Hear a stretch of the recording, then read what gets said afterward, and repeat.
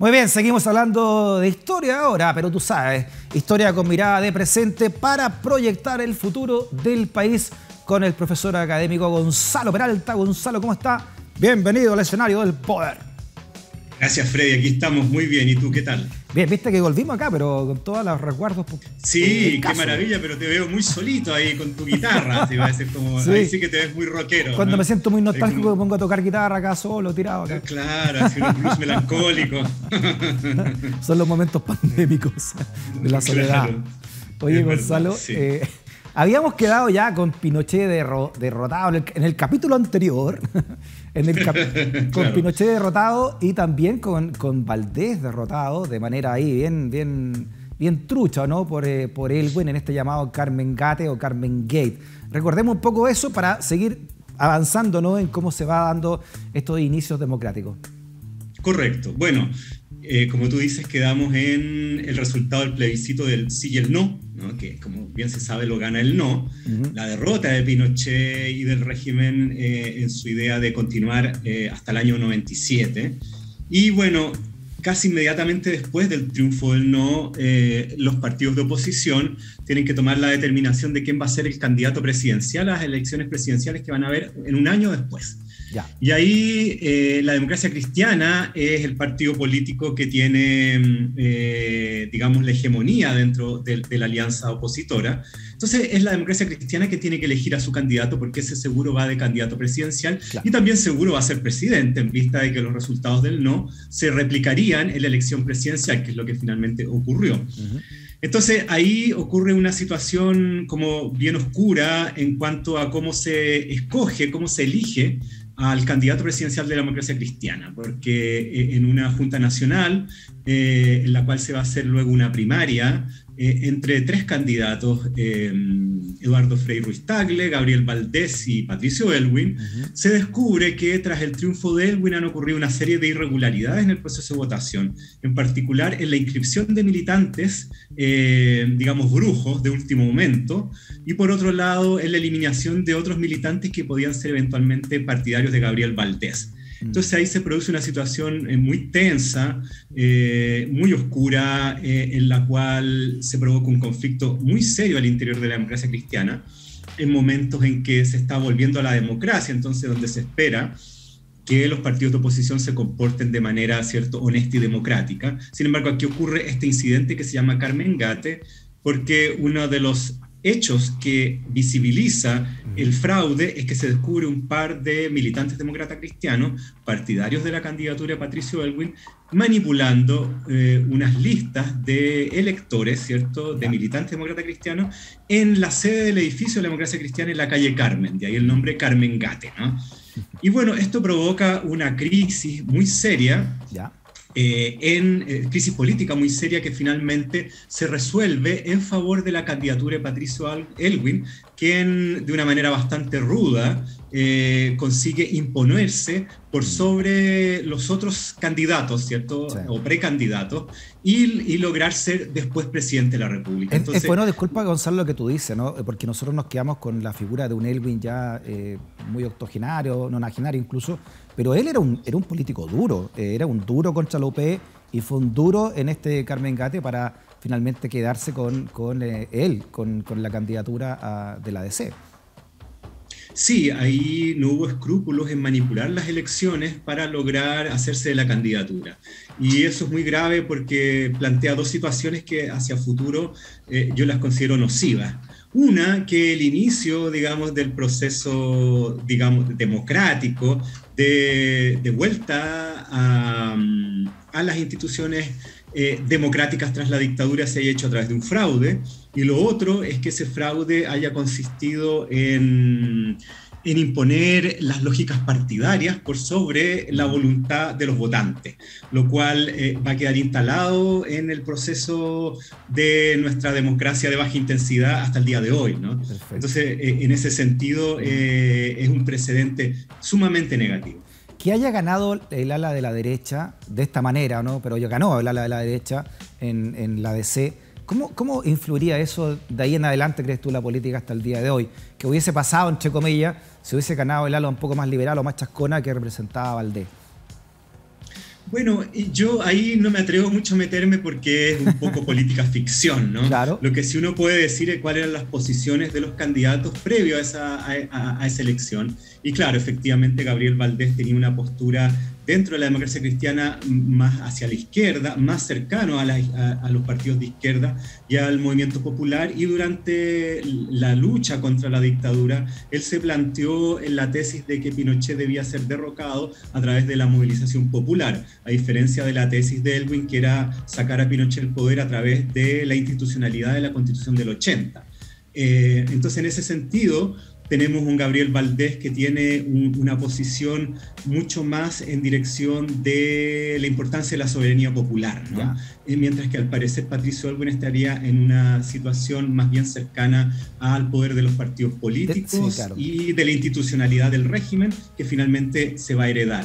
Entonces, cuando Aylwin habla, una vez que él llega al poder, la justicia en la medida de lo posible, ¿no? Que es una frase muy famosa, muy terrible, uno podría especular que Gabriel Valdés no lo habría dicho, ¿no? Pero eso es mera especulación, entonces yo llego hasta ahí nomás. A los hechos. Oye, ya, sigamos entonces con los hechos. Aquí hay una cosa bien importante para entender también lo que vendría hasta el estallido social. Este concepto de la concertación. No son 30 pesos, son 30 años desde la... ¿Cómo nace el concepto de la concertación? Esa palabra, sí, ¿no? Correcto. Bueno, a ver, son varias cosas. Tiene que ver con la alianza política opositora a la dictadura durante los años 80, que agrupa a los sectores, podríamos decir, más moderados, que va desde la democracia cristiana hasta el sector del Partido Socialista, entre comillas, renovado, ¿no? Y bueno, el término concertación, como otros términos que van a estar muy en boga en aquellos años, tiene que ver con una necesidad muy sentida. Yo diría que era una cuestión que era un sentimiento bastante amplio, de que tras tantos años de dictadura, de gobierno autoritario, el hecho de concertarse, de negociar, de lograr consensos que hoy en día se ven con tanta sospecha, ¿cierto? Tanta negatividad, durante los años 80 eran bien vistos, ¿no? Debido a la violencia y al autoritarismo de la dictadura, el acuerdo y el consenso se veía como algo positivo. Entonces, a partir de eso, la concertación instala este concepto, están concertados, se han puesto de acuerdo, ¿no? 17 partidos, una cuestión no menor. Eso también tiene que ver con una alianza entre la democracia cristiana y la izquierda, entre el centro y la izquierda, parte de la izquierda, que es un viejo proyecto político chileno, ¿no? En su momento se intentó implementar la unidad popular con la democracia cristiana en algún tiempo, y se llegó a la idea de que para lograr cambios sociales profundos en Chile se debía tener también una mayoría política y social amplia. Ya. Y la unión de la izquierda con el centro es la que daba ese respaldo. Entonces, todos esos elementos diría yo que están en la formación de la famosa concertación. Y el nombre se instala en la coyuntura del plebiscito y el sí y el no.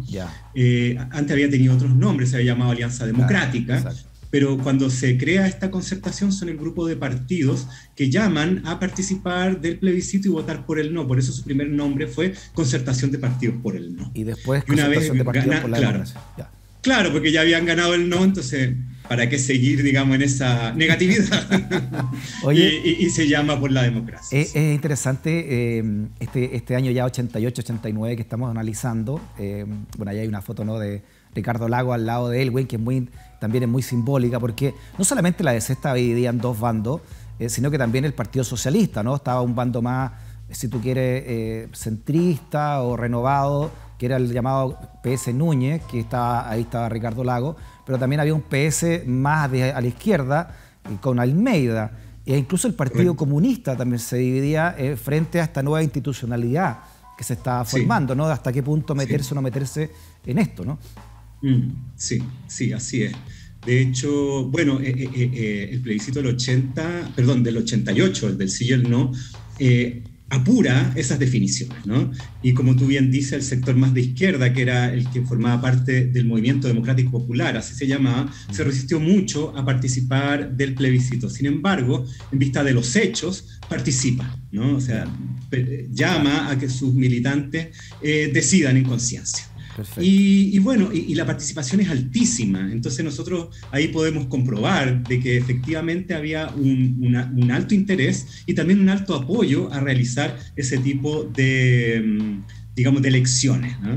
Y es interesante eso porque luego de que se gana el plebiscito y van a venir elecciones presidenciales al año siguiente, los partidos de esa ala más izquierda, ¿no? Donde está el Partido Comunista, el Partido Socialista de Almeida, lo que quedaba del MIR, la izquierda cristiana aún, el MAPU, en fin, esas agrupaciones, forman un partido instrumental, que es algo que estaba muy de moda en aquellos años, ¿no? Como el PPD, y eso tiene que ver porque el Partido Comunista, la Constitución lo tenía prohibido. Había un artículo famoso, el artículo 8º, que prohibía la existencia de agrupaciones políticas que fueran en la dirección, decía más o menos en estos términos, de la instauración de un régimen totalitario sustentado en la lucha de clase.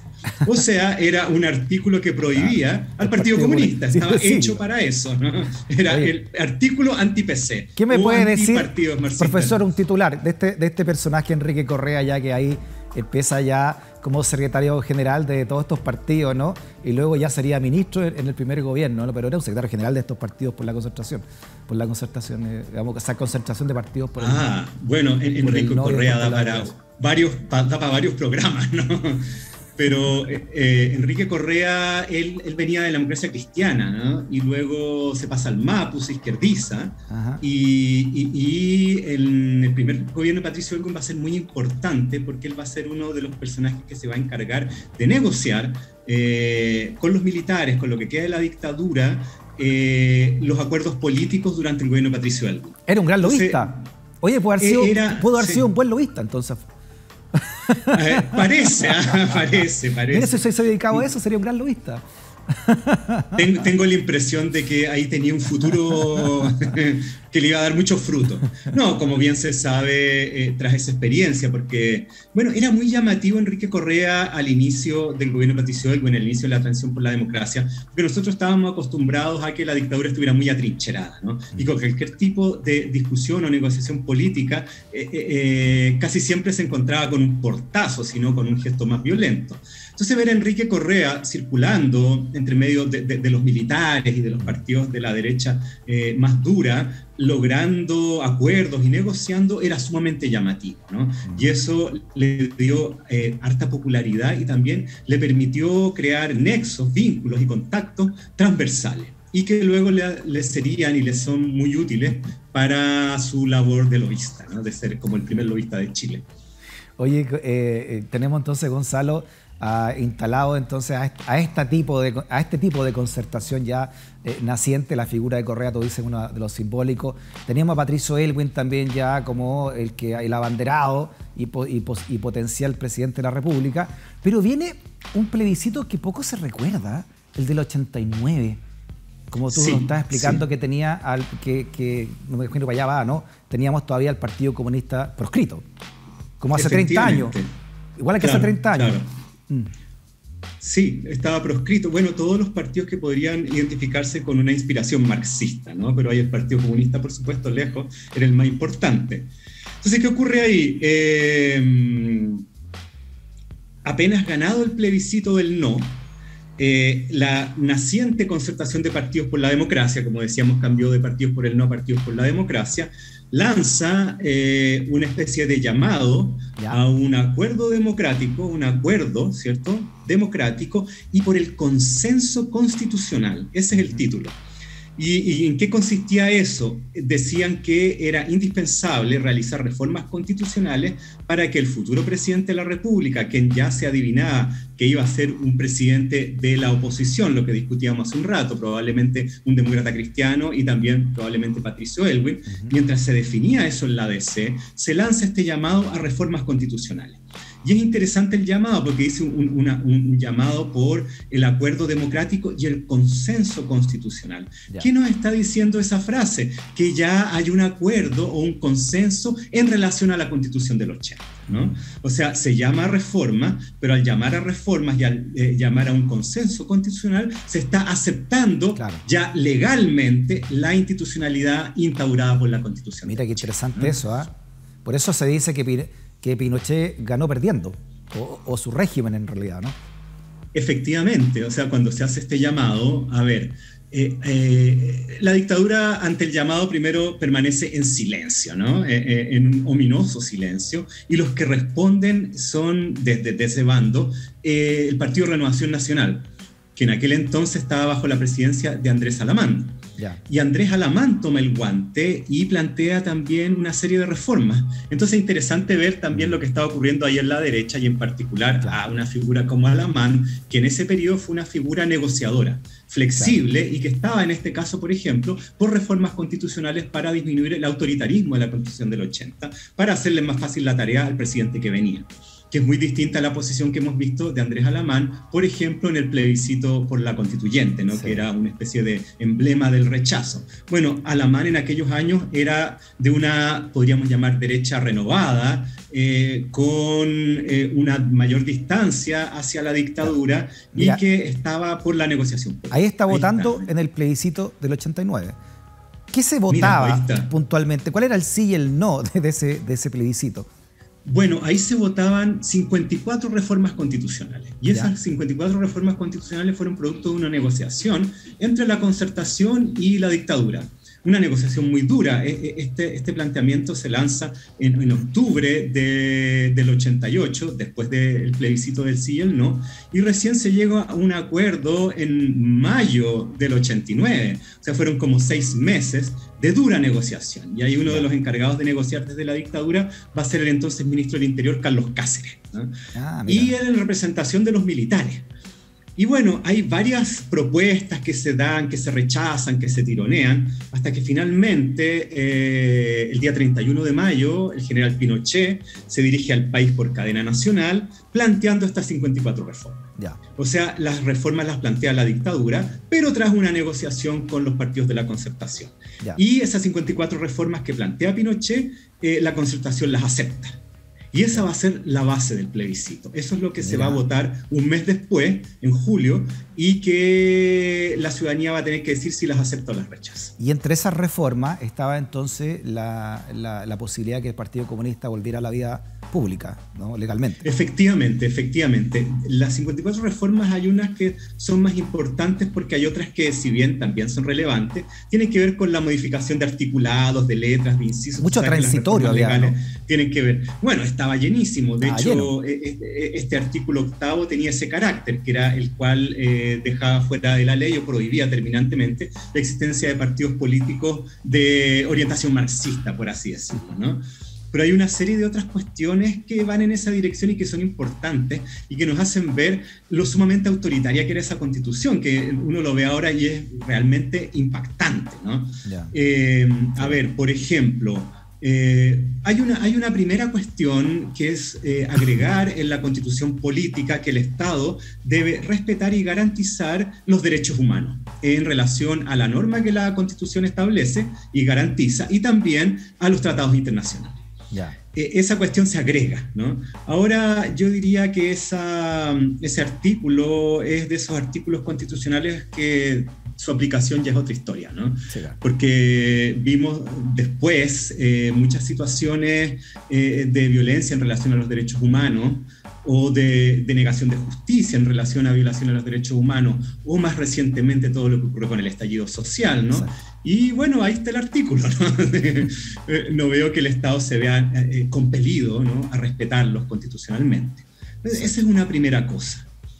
¿Qué más? Bueno, hay una cuestión ahí que es bien interesante, que tiene que ver con las facultades del presidente de la República cuando instala estados de excepción constitucional, o sea, estado de sitio, estado de emergencia o estado de catástrofe. en particular estado de sitio y de emergencia, porque el de catástrofe tiene que ver con catástrofes naturales, ¿no? Terremotos, inundaciones, erupciones volcánicas, tsunamis y todas estas situaciones que son clásicas, ¿no?, en nuestro país. Pero el estado de sitio y el estado de emergencia era sumamente restrictivo y le daba amplísima facultad al presidente de la República mientras duraban esos estados de excepción constitucional, que quiere decir que las garantías constitucionales se suspenden, pero por un tiempo determinado y con ciertos límites. Acá eran amplísimas. Por ejemplo, permitía que el presidente de la República, bajo estado de excepción constitucional, pudiera expulsar a ciudadanos del país. Mira. O sea, piensa tú el estado de sitio que hubo acá para el estallido. Piñera podría haber expulsado ciudadanos del país. O disolver la Cámara de Diputados también, que es la que fiscaliza los actos del Ejecutivo. No, pero ojo, eso de disolver la Cámara de Diputados es otro articulado y que no requiere estado de sitio. Lo podía hacer cuando quisiera. Bueno, por eso, pero estaba en esa Constitución en un principio, digamos. Ah, claro. Era Pero para eso no tenía la cuestión, pues. No tenía que instaurar estado de excepción. La hacía ahí nomás, una vez. Se acabó el Parlamento, listo. Chao. La Cámara para la casa, se disuelve y se elige otra. Eso también se quita, ¿no? Claro. ¿Qué más? Por ejemplo, podía restringir el derecho a la información, podía instaurar censura de prensa. No, claro. ¿Cómo le decía a Pinochet? Le decía democracia protegida. Ese era como el concepto que tenía la dictadura. Claro. Democracia protegida. Ese era el concepto, justamente. Por ejemplo, nosotros hemos visto en noticias internacionales, cuando en ciertos países han ocurrido estallidos sociales o crisis políticas, cómo estos estados autoritarios restringen el acceso a la información y, por ejemplo, desconectan el Internet, ¿no? O el acceso a Google o a algunas plataformas de redes sociales. Bueno, este articulado habría permitido aquello, ¿no? O sea, censura de prensa y restricción a la información. Regular el ingreso o salida de personas al país. O sea, cuestiones realmente aberrantes. Todas estas cosas se eliminan en esta reforma constitucional. ¿Qué más? Bueno, hay una cuestión también que tiene que ver con el mundo del trabajo, que es los sindicatos que se vieron tan golpeados por la dictadura con la instauración del plan laboral, ¿no?, de José Piñera, que es el nuevo Código del Trabajo chileno y que aún se mantiene vigente, y que tenía que ver con que se prohibía terminantemente que dirigentes sindicales tuvieran cargos de representación política. También. ¿Qué quiere decir esto? Que se sigue la vieja, digamos, ideología del gremialismo, en que instala la idea de que el mundo laboral tiene que estar totalmente alejado de la política, ¿no? Que tiene un origen, yo diría, neofascista en cuanto a estas institucionalidades orgánicas, ¿no? Y bueno, y ahí también tiene que ver con otra cuestión, que es que se restringe la posibilidad de que el mundo del trabajo pueda tener representación política, ¿no? Claro. Y bueno, y lo que hace esta reforma es que no lo elimina, sino que lo restringe. Dice que aquellos dirigentes sindicales de nivel nacional o regional no van a poder participar en elecciones de representación política o de partidos políticos, lo cual nos muestra un poco en qué dirección va este famoso consenso constitucional. Porque si bien quita restricciones, aún mantiene cierta separación del mundo sindical y del trabajo de la política. Oye, entonces, como se dice en el campo y en resumen, este acuerdo del 89, esta firma, ¿no? Fue una firma, es como ese pacto con el diablo, ¿no? En el sentido de que se dice, ok, llegamos a un acuerdo, pero respetamos toda la institucionalidad de la dictadura, o gran parte de ella de aquí en adelante, y eso finalmente la rúbrica de eso es justicia en la medida de lo posible, ¿no? Hasta aquí. Sí, porque si bien estas reformas constitucionales yo diría que son positivas en el sentido de que desmantela algunos de los aspectos más autoritarios y restrictivos de la Constitución del 80, por otro lado la legitima y por otro lado también instaura algunos articulados que son, digamos, bien nocivos, diría yo, en relación a la representatividad popular en la política. Por ejemplo, hay uno que a mí me parece gravísimo, que pasa colado. ¿Cuál? Y que tiene que ver con lo siguiente. Dame solo el titular porque ya estamos en la hora, pero para que lo desarrollemos en el capítulo siguiente, Gonzalo.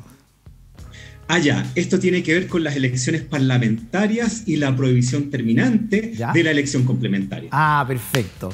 Que los parlamentarios se designan, ¿no? Y no se eligen por el partido, ¿no? O sea, no se eligen en votación en urna, sino que se designan por los partidos y comienza también la llamada doctrina Benninger, que también sería, bueno, que te parece, ¿no? Que la desarrollemos porque es lo que mandaría la política hasta el día de hoy, incluso, ¿no? Para muchos partidos. Efectivamente. Muy bien, Gonzalo. Abrazote grande a nombre del equipo. A ver si la próxima semana podemos estar acá. Veamos cómo sigue la pandemia. ¿Ah? Muy bien, ok. Chao, Gonzalo. Abrazo. Listo, nos vemos. Chao, chao. Y también gracias por la sintonía. Fue el programa de hoy. Es stock disponible, es vía X y estamos por la libertad y por la libre expresión. Hasta la próxima. Chao.